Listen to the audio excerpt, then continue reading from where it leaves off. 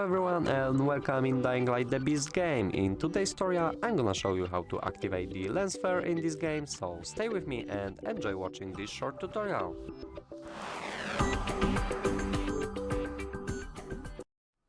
So to make the best visual glow effects in this game you have to activate the lens flare. To do it, at first you have to open the settings, obviously by using the O button on your keyboard or press here on options. Now get into the video settings and move to the advanced video settings.